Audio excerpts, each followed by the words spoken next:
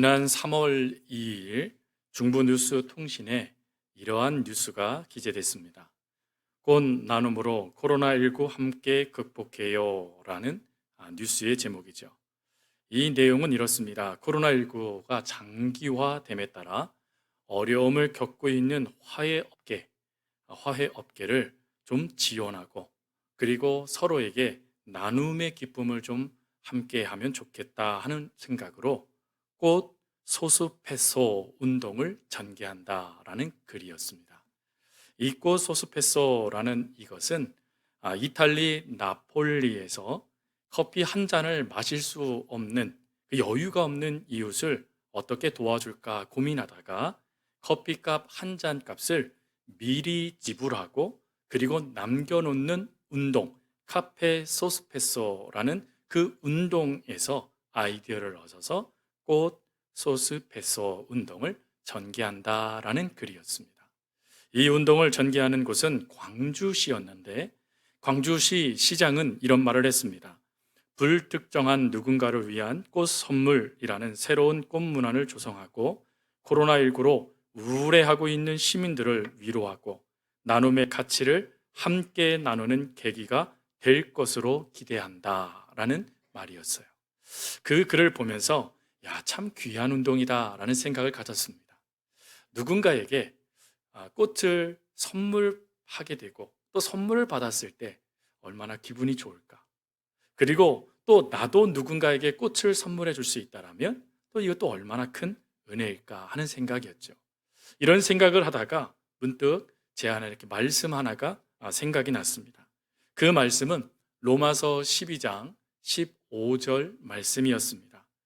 사도 바울이 로마에 있는 교인들에게 한 고백이지요. 즐거워하는 자들과 함께 즐거워하고 우는 자들과 함께 울라라는 말씀입니다. 여러분, 이 말씀은 사도 바울이 아무도 그렇게 행하지 않았는데 지금부터 이렇게 합시다라고 이야기한 말씀이 아닙니다. 이미 이렇게 즐거워하는 자들과 즐거워하고 우는 자들과 함께 울고 있었던 이들이 있었습니다. 그들이 바로 초대교회 성도들이었죠. 초대교회 성도들의 이와 같은 아름다운 모습을 사도행전 2장 42절 말씀은 이렇게 고백을 합니다. 그들이 사도의 가르침을 받아 서로 교제하고 떡을 떼며 오로지 기도하기를 힘쓰니라 라고 말이죠. 여기에서 즐거워하는 자들과 즐거워하고 우는 자들과 함께 운다라는 이 단어가 합축되어진 것이 바로 교제하다라는 단어입니다. 이 교제하다라는 단어는 헬라어로 코이노니아라는 단어입니다. 이 코이노니아라는 단어가 또 사도행전 2장 말씀에 보면 서로가 자신의 물건을 다른 이들을 위해서 아낌없이 내어놓는 모습으로 보여지죠. 그리고 사도행전 2장 42절 말씀의 코이노니아는 이렇게 누군가에게 내 것을 공유한다라는 개념을 뛰어넘어 아주 귀한 의미 하나를 우리에게 전달해 줍니다. 그것은 그리스도의 복을 받는 가운데, 중요한 것은 하나님의 은혜를 받는 가운데입니다. 하나님의 은혜를 받는 가운데 서로의 고통과 슬픔에 함께 참여하고 그리고 함께 짐을 짊어지는 것, 그것이 바로 교제라는 것이었습니다. 즉 우는 자들과 함께 울고 즐거워하는 자들과 함께 즐거워하기 위하여 그리스도의 은혜 가운데 그들의 그 아픔의 자리, 고통의 자리, 슬픔의 자리, 괴로움의 자리에 참여하고 그들이 짊어지고 있는 그 무거운 짐을 함께 져주는 행위, 그것이 바로 교제, 코이노니아였다라는 것입니다.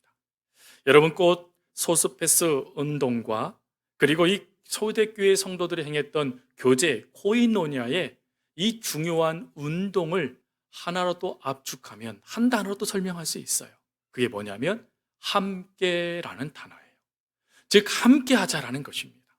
특별히 우리 대한민국은 단어 가운데요, 나라는 단어보다 우리라는 단어를 참 많이 쓰죠. 그래서 자녀도 내 자녀가 아니라 우리 자녀, 아내도 내 아내가 아니라 우리 아내, 남편도 내 남편이 아니라 우리 남편이라고 우리를 강조합니다. 그것은 우리 대한민국의 독특한 문화로서 공동체성을 강조하는 것, 공동체를 강조하는 그런 특성이 우리 민족 가운데 있기 때문인 것이죠. 그러다 보니까 공동체원으로서 우리 한국 사회에서 특별히 문제가 발생될 때마다 반드시 나타나는 패치 플랜과 같은 구호가 있습니다. 그게 뭐냐면 함께 합시다라는 거예요. 예전에 IMF 때에도 우리 함께해서 이 어려움을 타개해 나아갑시다 라고 했고, 지금 이 코로나 때문에 힘들고 어려울 때도 어떡합니까? 끊임없이 고백되는 게 뭐냐면 함께 합시다. 우리 이 아픔 함께 좀 극복합시다 라고 하며 함께라는 단어를 강조합니다. 그러면 우리 한국 사람의 특징은 함께라는 걸 공동체성이 강하다고 말씀드렸지 않습니까? 그러면 그 공동체성을 발휘하기 위해서 집단적으로 함께 우리가 무엇을 할 것인가를 고민하고 그 일을 힘써서 감당하는 유일한, 세계에서 유일한 민족이라고 하죠. 여러분, 이것도 참 은혜인 것 같아요. 왜 그러냐면 하나님의 은혜를 우리가 경험하기 전에 이미 토양이, 우리는 함께 하다는 것이 무엇인가를 경험하고 실제로 실천하는 삶을 살고 있기 때문이죠. 오늘 성경에도 이렇게 함께 하다라는 모습이 하나가 나옵니다. 그 모습을 보여주는 사람이 바로 에녹이라는 사람이죠. 여러분, 구약 성경에서 에녹은 단 3줄로만 기록되어져 있는 인물입니다. 그가 어떻게 어떤 삶을 살았는지에 대해서는 잘 몰라요. 그런데 놀라운 것은 이 3줄밖에 언급되지 않는 에녹을 하나님이 특별하게 대우하십니다. 그 특별하게 대우하시는 게 무엇이냐면 바로 죽음을 경험하지 않고 하나님 품으로 들려 올리신 사건입니다. 성경에는 죽음을 맛보지 않은 3사람이 나오죠. 첫 번째는 바로 에녹, 두 번째는 엘리야, 그리고 마지막은 예수님이시죠. 이렇게 세 인물들을 성경에 이야기하시는데, 그러면 에녹은 엘리야처럼 그리고 예수님처럼 무슨 특별한 그 일들을 행했을까? 찾아봐도 찾을 길이 없어요.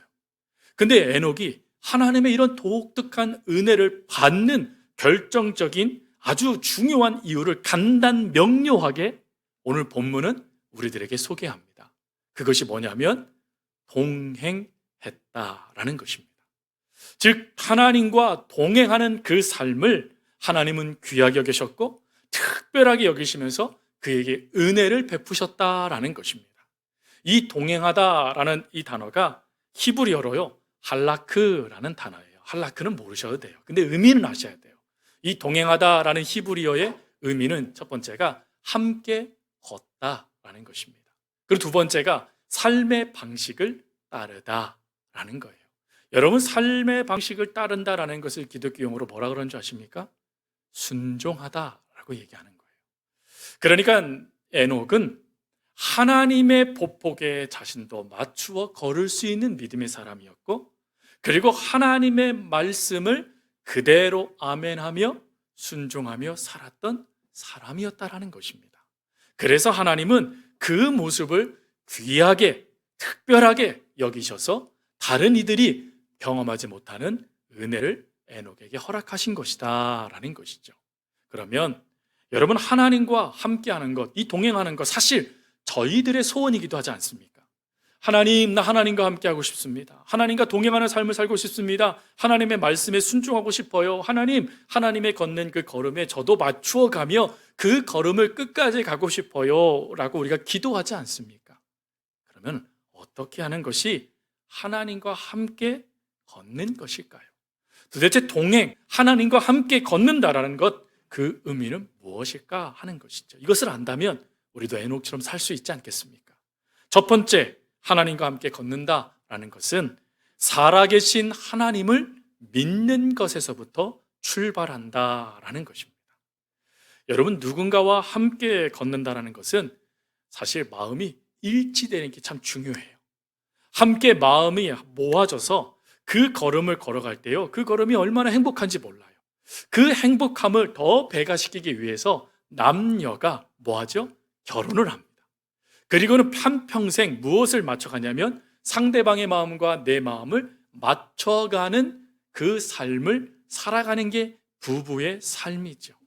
함께 마음을 맞춰갔을 때 얼굴만 봐도, 눈빛만 봐도, 음성만 들어도 이걸 원하는구나, 이렇게 해야 되겠네 하는 것을 알 수 있는 그런 높은 사랑의 단계까지 나아가는 것 아니겠습니까?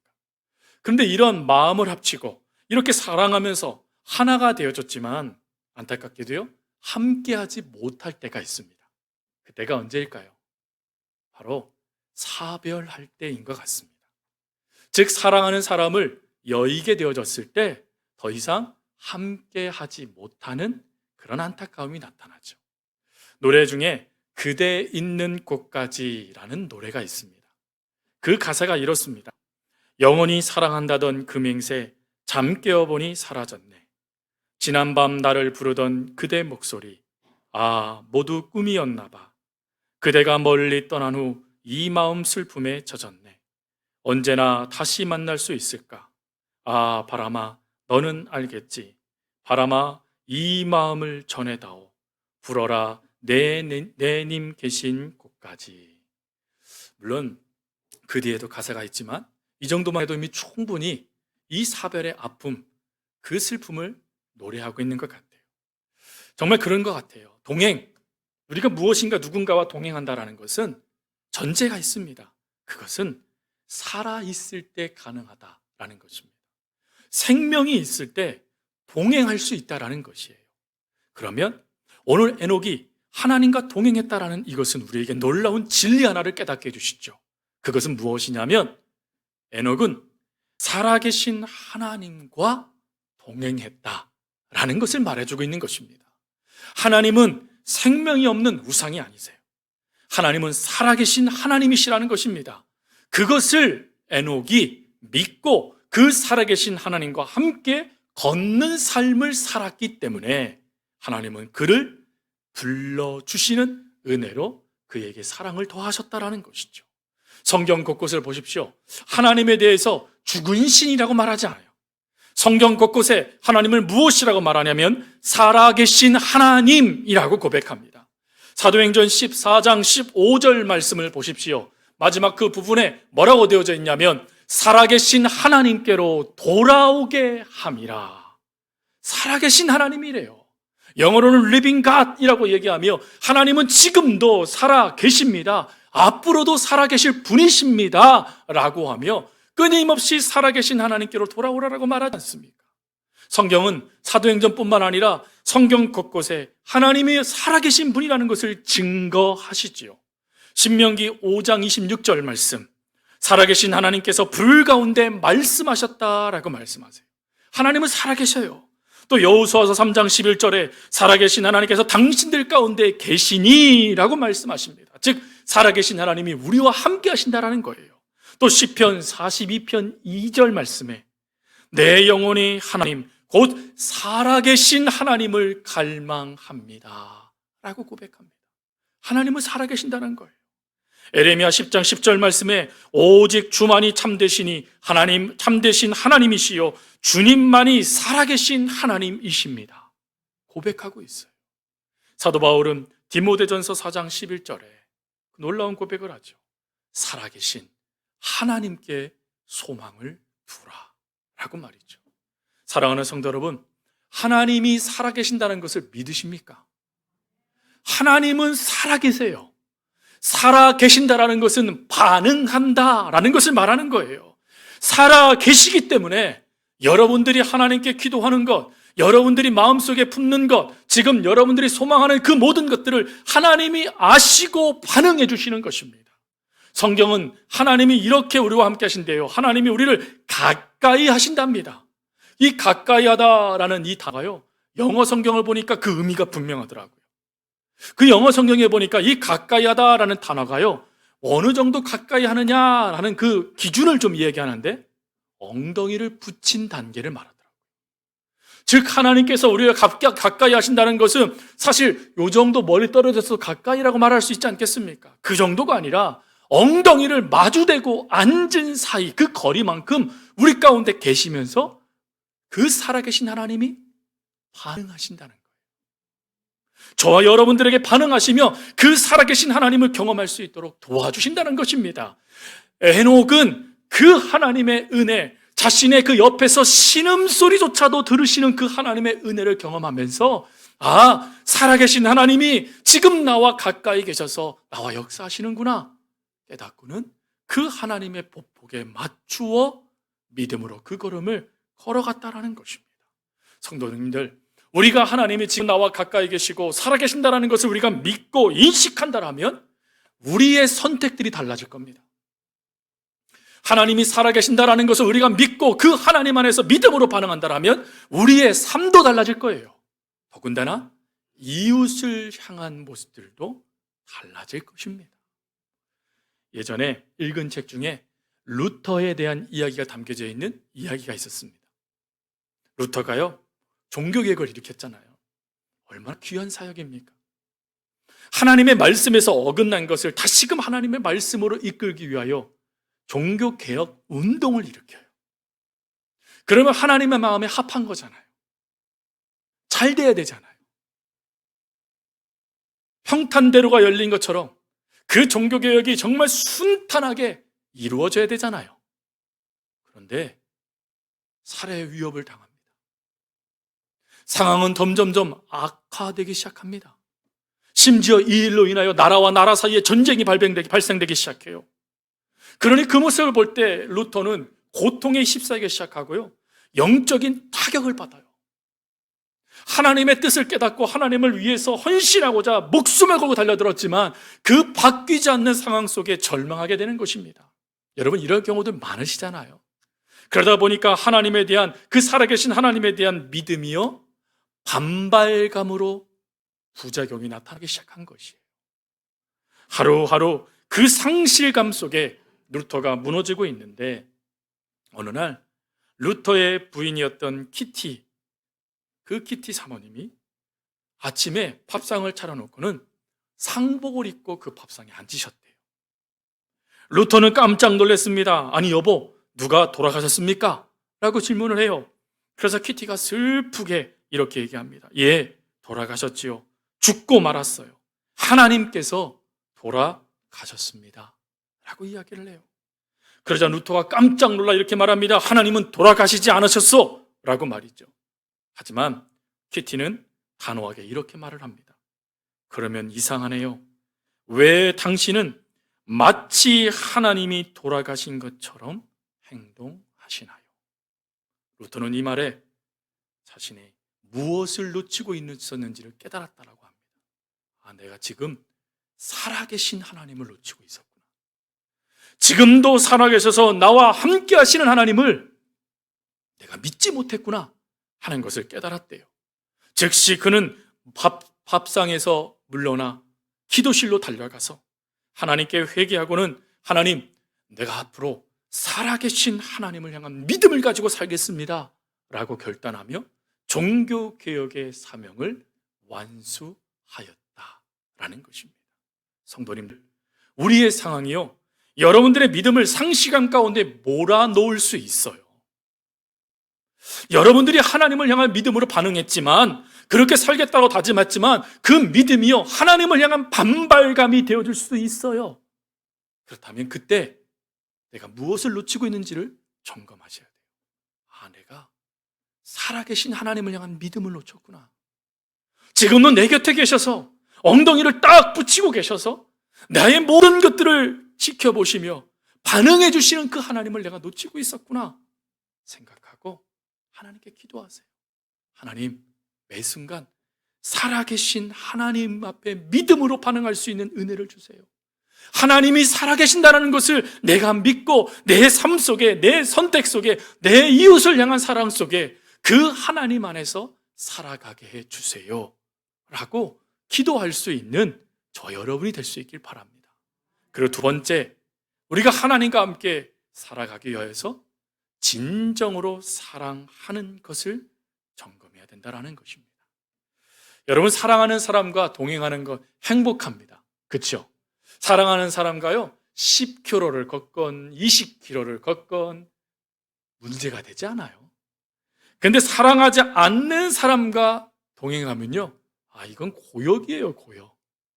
사랑하는 사람과 걸을 때는 10km가 1분처럼 느껴지지만 사랑하지 않는 사람과 그 걸음을 걸어가면요, 그 10km가요 10시간, 100시간처럼 느껴져요. 얼마나 힘든지 몰라요, 여러분. 불편해져요. 그래서 그걸 동행이라고 말하지 않아요. 동행은 그 속에 기쁨이 있고 그 속에 사랑이 있는 거예요. 여러분 어떠세요? 하나님과 함께 걷는 것이 불편하십니까? 행복하십니까?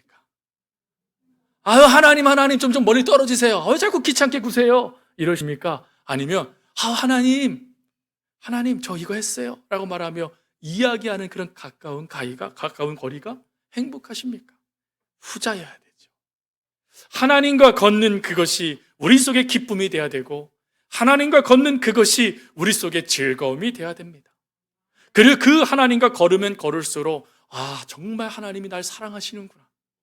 정말 하나님은 지금도 나에게 사랑을 부어주시는구나. 이것을요, 깨달을 수 있어야 돼요. 사도 요한은 이것을 깨닫고 요한 1서 4장 16절에 이런 고백을 해요. 하나님이 우리를 사랑하시는 사랑을 우리가 알고 믿었노니 하나님은 사랑이시라. 사랑 안에 거하는 자는 하나님 안에 거하고 하나님도 그의 안에 거하시느니라. 하나님을 사랑하는 자, 우리가 하나님을 사랑하는 줄 아는데 하나님이 우리를 먼저 사랑하셨답니다. 그리고는 그 하나님을 사랑하는 자에게 하나님이 거하시면서 사랑을 채우신대요. 하나님의 사랑이 채워지니까요, 그 사랑이 우리를 얼마나 행복하게 만드는지 몰라요. 그 사랑이 우리를 행복하게 만드니까 찬송가 314장을 우리가 부르는 것 아니겠습니까? 내 구주 예수를 더욱 사랑, 엎드려 비는 말 들으소서. 내 진정 소원이 내 구주 예수를 더욱 사랑, 더욱 사랑. 여러분, 이 고백이요, 하나님이 사랑이 채워지니까 하나님, 나 더 많이 하나님 사랑하고 싶어요 하는 고백으로 우리들 가운데 찬양으로 나타나는 것 아니겠습니까? 여러분, 정말 이 하나님의 사랑을 안다라는 이것이요, 복이라는 걸 깨달으셔야 돼요. 왜 그런 줄 아십니까? 하나님의 사랑을 안다라는 것은 내가 하나님 안에서 구원받았다는 증거예요. 하나님이 나 사랑하는 건 아는데요, 그게 너무 답답해요. 그 얘기는 내가 지금 하나님의 자녀로 살아가지만 여전히 이 문제 때문에 힘들어요 라고 말하는 고백과 같은 거예요.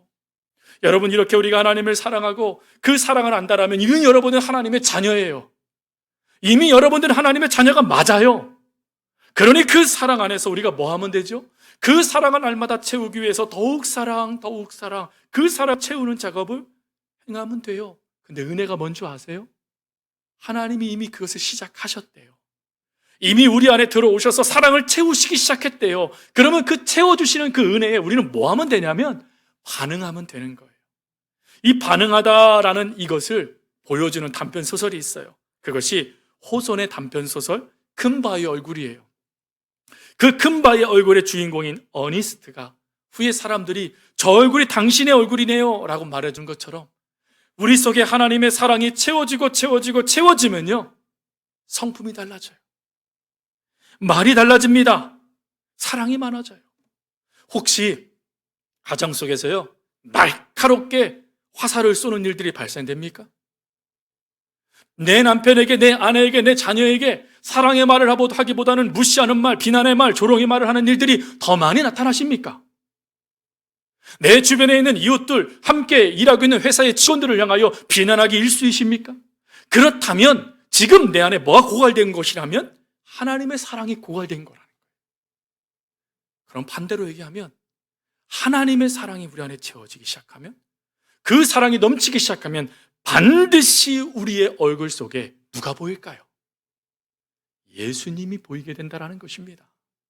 그래서 여러분, 이런 이야기를 들으셔야 돼요. 여러분들의 익숙한 친구들, 가족들이 예수 믿기 전에는 그렇게 사납더니 예수 믿은 다음에 뭔가 달라졌어. 여러분, 이것이요, 하나님의 사랑을 받는 사람들의 모습이라는 거예요. 근데 단지요, 그 사람의 모습이 그리스도의 사랑을 보여줌에 좋은 점만 있는 것이 아니라 가끔은요, 우리 삶에 나쁜 모습들이 보여질 때도 있잖아요. 그렇죠? 여러분, 우리 삶에요, 고통이 임해올 때도 있고요, 잘못된 모습이 비춰질 때도 있고요, 어려움 때문에 힘들 때도 있고요, 내가 잘못 이야기한 말 때문에 누군가 상처받을 때도 있어요. 그러면 그럴 때마다 우리는 뭐 하면 되냐면, 하나님의 사랑이 내 안에서 누군가에게 흘려 들어가지 못해요. 다시금 사랑을 회복시켜 주세요. 그리고 사랑의 사람이 되게 해주세요라고 기도하시면 돼요. 그리고 또 고통이 임해올 때도 있어요. 여러분, 고통 또 징계는 저주입니까? 복입니까? 대답하기가 좀 애매하죠. 당사자인 우리들에게는 저주 같아요. 당사자인 우리에게는 하나님의 진노 같아요. 그런데 하나님의 사랑을 알면 알수록 그걸 저주라 생각하지 않고 감사로 생각한다는 것입니다. 잠언 3장 11절 12절 말씀에 이렇게 고백하지요. 내 아들아, 여호와의 징계를 경히 여기지 말라. 그 꾸지람을 싫어하지 말라. 대저 여호와께서 그 사랑하시는 자를 징계하시기를 마치 아비가 그 기뻐하는 아들을 징계함 같이 하시느니라. 사랑하신대요. 누구처럼요? 아들처럼요. 딸처럼요. 그렇게 사랑하신대요. 그 사랑하시는 하나님의 사랑을 깨달으면, 그 속에서도 견디고 있는 나, 그 속에서도 하나님의 은혜를 경험하고 있는 내가 발견되는 거예요. 정말로 하나님은 날 사랑하시는군요. 우리는 고백할 수밖에 없다라는 것입니다. 여러분, 성악가 중에 3대 테너가 있습니다. 루치아노 파바로티와 함께 3대 테너로 함께 이 땅에서 아름다운 노래를 불렀던 분이 바로 호세 카레라스라는 분이세요. 호세 카레라스 테너분이 오페라 라보엠이라는 것을 공연하다가 그만 졸도하게 됩니다. 그래서 병원에 가서 진단을 받으니까 병명이요, 백혈병이라는 병명을 받았어요. 그 백혈병이 얼마나 몸을 아프게 만들고 고통 가운데 몰아넣는지 점점점 호세 카레라스는 그 병색의 짙어짐에 따라 생명이 위급한 상황까지 내몰리게 되어졌습니다. 근데 그는 하나님을 아는 사람, 믿는 사람이었어요. 그래서 호세 카레라스는 하나님 앞에 히스기야처럼 이렇게 기도했답니다. 아버지, 제 생명을 조금이라도 연장시켜 주신다면 남은 생애를 하나님의 영광을 위해 살겠습니다 라고 기도했대요. 그게 1년 반 동안의 기도의 제목이었답니다. 근데 1년 반이 지난 시점에 하나님이 이 병을 고쳐주신 거예요.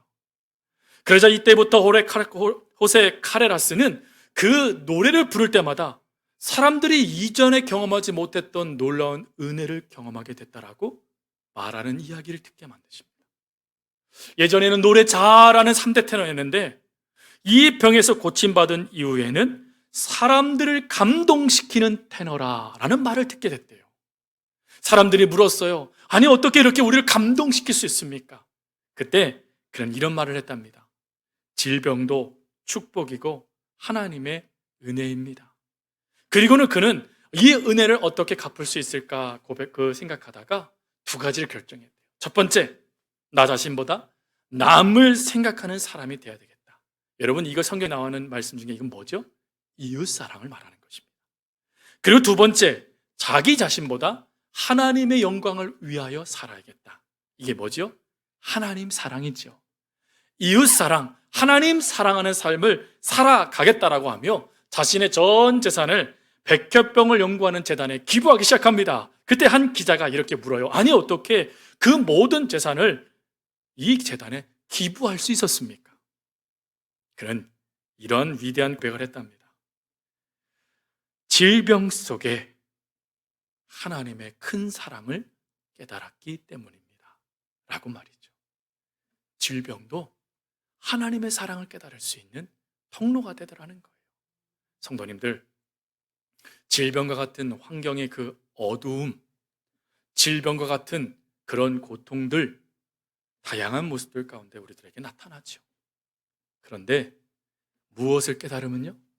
하나님의 사랑을 깨달으면 그 속에 놀라운 축복을 발견하게 되더라라는 것입니다. 정말 하나님은 날 사랑하시는구나.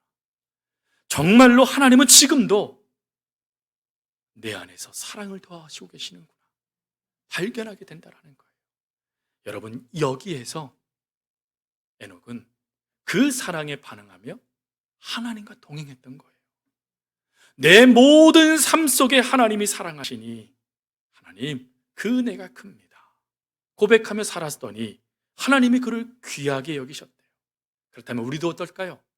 그 사랑 안에 우리들도 반응한다면 하나님도 우리도 또 다른 에녹처럼 우리를 이끌어 가시지 않으시겠습니까? 여러분 믿으시기 바랍니다. 신명기 6장 5절 말씀 함께 고백합니다. 함께 고백하겠습니다. 너는 마음을 다하고 뜻을 다하고 힘을 다하여 내 하나님 여호와를 사랑하라. 사랑하실 수 있길 바랍니다. 하나님은 이미 여러분들을 사랑하셨어요. 그리고 세 번째, 마지막이에요. 우리가 여호와 하나님과 함께 걷는다는 그 의미의 세 번째는 하나님과 대화하는 것이라는 것입니다. 여러분 혹시 온종일 말하지 않은 적 있으십니까? 얼마나 답답합니까 그거. 그런데 여러분 혹시 이런 경우를 경험한 적이 있으십니까? 조금 전에 우리가요 사랑하지 않는 사람과 함께 걸어가는 것이 너무 불행하다라고 말씀을 드렸잖아요. 그런데 원수와 함께 차를 타고요 먼 거리를 가게 되는 것을 혹시 경험해 본 적 있으십니까? 아니 원수는 잘 외나무다리에서만 만나야 되니까 그 원수 말고 여러분 마음을 아프게 하거나 슬프게 하거나 힘들게 하거나 분노케 하는 사람 혹시 만난 그 사람과 한 차에 타서 먼 곳까지 갔던 경험들이 있으십니까? 역시 우리 교인들은 없습니다. 우리 교인들은 없어요. 근데 그런 경험들을 하게 되는 경우 뭐라고 얘기하냐면요 이런 얘기들을 주로 많이 해요. 삶은 고구마를 먹고 물을 안 마신 느낌, 삶은 계란을 소금 없이 먹는 느낌이래요. 답답한 거예요. 물론 예의상 어떻게 지냈습니까? 질문할 수 있죠. 대답할 수 있습니다. 그런데 끝. 몇 시간 동안 한마디 말도 하지 않아요. 그러면 그 자리가요 동행의 자리일까요? 아닌 것 같아요. 그 자리는 고난의 자리, 가시방석의 자리일 것 같아요. 아니 핑계 댈 수 있어요. 뭐 말하지 않아도 다 알아요. 정말 말하지 않아도 다 압니까? 여러분 그 정도까지 가려면 결혼한 부부도요 한 60년 이상 살아야 됩니다. 몰라요 말하지 아니하면. 그래서 말해달라고 말하는 거지 않습니까? 근데 말하기 싫은 사람과 함께 동행하는 게 얼마나 큰 고통이에요. 그걸 동행이라고 말하지 않고 그건 부담이라고 말을 해요. 그러면 여러분 하나님과 동행하는 게 부담이십니까? 기쁨이십니까? 아멘입니다. 아멘. 기쁨이죠. 그런데 혹시 하나님 좀 그만 좀 따라오세요. 좀 멀리 좀 계세요. 제가 답답해서 못 견디겠어요. 혹시 이렇게 말하는 분들이 계십니까? 그러면요 지금 내가 하나님과의 관계가 잘못되고 있다는 뜻이에요. 내가 지금 하나님과 관계가 잘 되고 있는지 잘못되고 있는지가 바로 여기에서 분가름할 수 있습니다. 우리가 하나님과 제대로 된 관계가 되어져 있다면 하나님과 동행하는 거, 하나님과 대화하는 게 너무 기뻐요. 자, 그럼 두 번째 질문. 여러분 매일마다 기도하십니까? 아멘이 조금 늦게 나오시네요. 여러분 기도는 하나님과의 대화예요. 하나님과 대화하는 게 부담스럽지 않으시다면서요. 근데 많은 경우 하나님과 기도와 대화하는 그것을 너무 쉽게 내려놔요. 기도하지 않아요. 아시잖아요, 하나님. 끝. 이야기해야 돼요. 성경은 구하래요.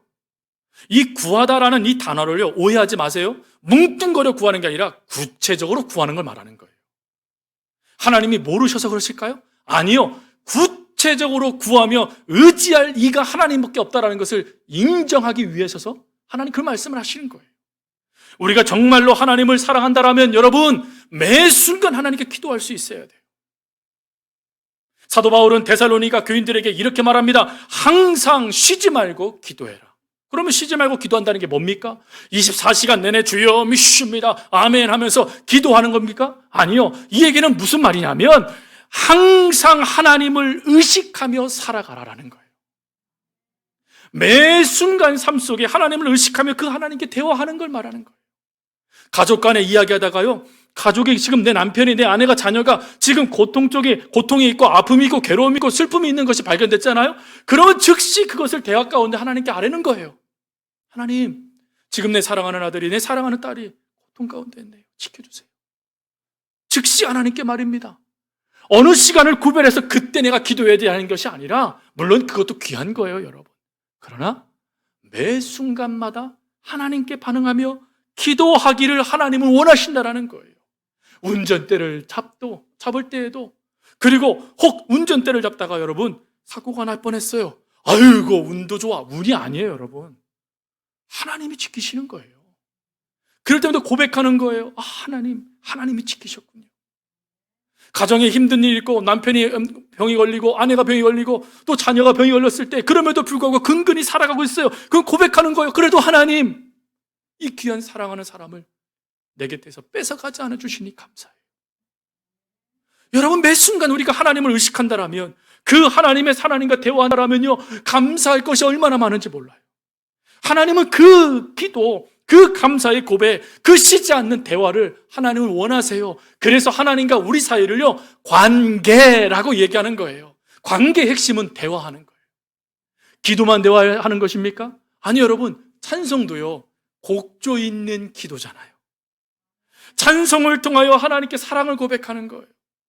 입술로 하나님께 사랑을 고백하며 그 하나님의 사랑을 하나님 앞에 대화하듯이 이야기하는 거예요. 하나님은 그 찬송 중에도 함께 하신대요. 또 그것뿐입니까? 말씀도 있잖아요. 여러분, 주보를 보시면, 주보를 보시면 주보 밑에 그 주에 읽어야 될 말씀들이 기록되어 있습니다. 알고 계셨어요? 네, 대답도 조금 늦으시네요. 혹시 모르시는 분은 지금부터 아시면 됩니다. 말씀이요, 중요한 거 모르는 성도님들 안 계세요. 다 아세요. 그래서 여러분, 우리가 매 새해만 되면 뭐 결단하죠? 성경 일독하겠습니다. 결단하잖아요. 그럼 왜 일독해야 되는지를 아셔야 되잖아요. 자랑하기 위해서요? 아니요. 하나님과 대화하기 위해서예요. 하나님이 지금 나에게 뭐라고 말씀하시나? 그 말씀에 반응하기 위해서 우리가요, 말씀 보는 거예요. 그래서 시편 119편 105절에 뭐라고 말씀하시냐면, 주의 말씀은 내 발의 등불이요 내 길의 빛입니다 라고 말씀해 주는 거예요. 여러분, 이 중요한 말씀을 우리는 매일마다 먹을 수 있어야 돼요. 이 말씀을 먹을 때 이 말씀하시는 하나님이요, 시편 68편 말씀해 보니까 앞서서 가신대요. 여러분 앞에 하나님이 함께 가신대요. 왜 하나님이 앞서 가실까요? 혹시 넘어질까 봐, 혹시 여러 가지 어려움을 만나고 또 되돌아갈까 봐 하나님이 앞서시며 그 길을 하나님이 닦아주신대요. 열어주신대요. 그 놀라운 말씀들이 기록된 게 성경 말씀이라는 거예요. 그러니 여러분, 이 말씀 읽어야 됩니까? 안 읽어야 됩니까? 읽으셔야 돼요. 하나님 말씀을 가까이 하셔야 돼요. 이 말씀을 가까이 할 때 빌리 선대 목사님은 이런 말씀을 하셨어요. 하나님의 말씀을 가까이 하고 가까이 할 때 기억하라는 거예요. 뭐를요? 그 말씀하시는 하나님 앞에 이야기하고, 그 하나님의 말씀을 그 다음에 듣고, 또 그 하나님의 말씀을 누군가에게 자랑하고, 그리고 그 하나님의 말씀을 나타내는 삶을 살아가라. 그럴 때 그분은 이런 고백을 해요. 사회에서 영적 영향력을 미치는 하나님의 사람이 될 것이다. 하나님과 대화만 잘해도 성공한다라는 거예요. 성공하고 싶으십니까? 비결은 대화하는 겁니다. 하나님과 대화하는 것 말이죠. 말씀을 마칩니다. 사랑하는 성도 여러분, 하나님과 함께하고 싶은 것, 우리들의 소망이고 갈망입니다. 근데 그것을 이룰 수 있는 길을 에녹은 뭐라고 얘기하고 있냐면, 살아계신 하나님을 믿으랍니다. 그리고 그 하나님의 사랑 안에 있음을 깨닫고, 그리고 날마다 그 사랑의 하나님께 대화하랍니다. 그것을요, 하나님이 무엇으로 보신다고요? 동행으로 보신다는 것입니다. 그러면 우리들도 또 다른 제2의 에녹이 될 수 있지 않겠습니까? 그 은혜가 우리 사랑하는 성도님께 있어지기를 간절히 주님의 이름으로 부탁드립니다.